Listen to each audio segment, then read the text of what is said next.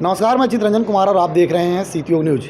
देखिए, अधिवक्ता संशोधन बिल 2025 के विरोध में अब अधिवक्ताओं ने एक स्वर में बोलना शुरू कर दिया है। औरंगाबाद में भी इसका असर दिखा। पूरे दिन अधिवक्ता काम नहीं किए और दूरी बनाए रहे कोर्ट से। इस मामले को लेकर के वरीय अधिवक्ता कुमार योगेंद्र नारायण सिंह क्या कुछ कह रहे हैं, वह आइए आपको सुनाते हैं। हम लोग आज अधिवक्ता पूरे है कि भारत में कार्य से अलग रहे हैं मोस्टली।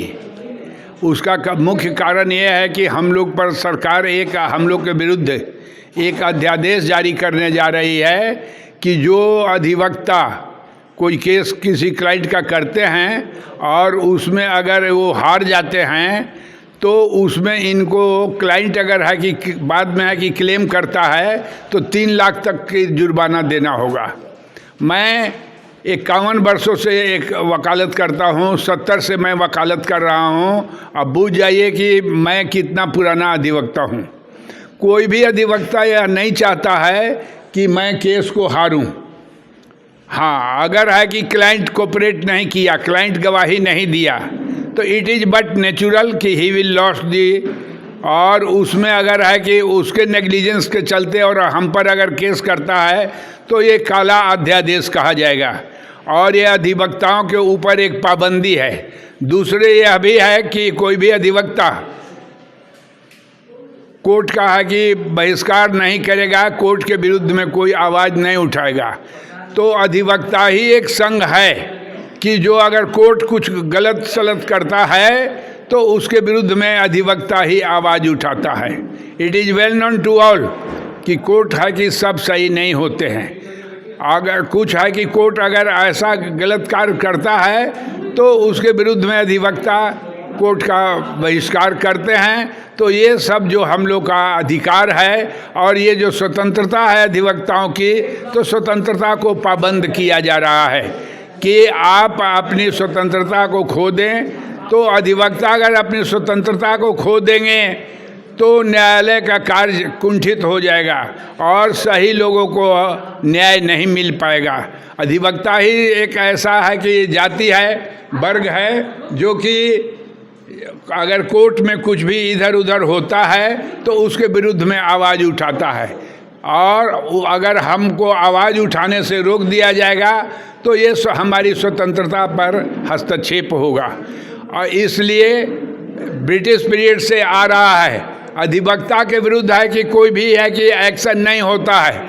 कोई भी जैसा फॉर इंस्टेंस डॉक्टर कोई भी नहीं चाहता है कि हमारा मरीज है कि मरे, लेकिन अगर due to negligence of the मरीज, due to non supply of the proper medicine, अगर मरीज मरता है तो how the doctor is liable.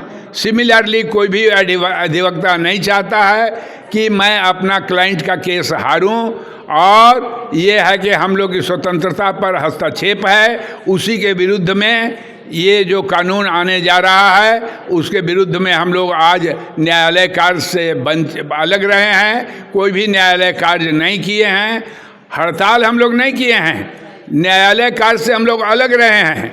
तो ये हमारी स्वतंत्रता को नहीं छीना जाए।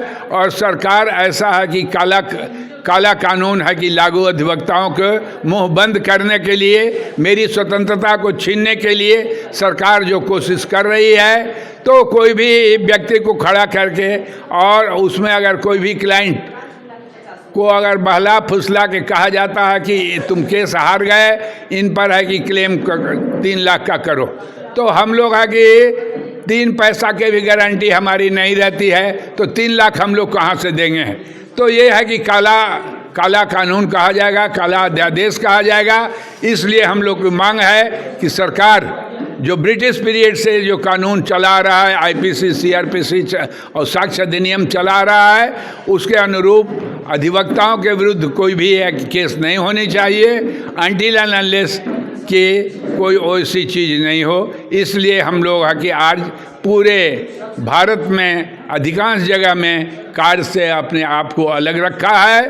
और सरकार से हम लोग का यही अपील है कि सरकार ऐसा है कि काला है कि कानून लागू नहीं करे कि अधिवक्ताओं की स्वतंत्रता और इनकी बानी और इनका जो अधिकार है कोर्ट में जो क्लाइंट के लिए आवाज़ उठाते हैं उससे है कि वंचित नहीं किया जाए। यही मैं 1970 से वकालत करता हूं और मेरी उम्र है कि 80 वर्ष हो गई, तो मैंने ऐसा कभी नहीं देखा कि अधिवक्ताओं के विरुद्ध में है कि कानून केस हो और इनको है कि फाइन किया जाए।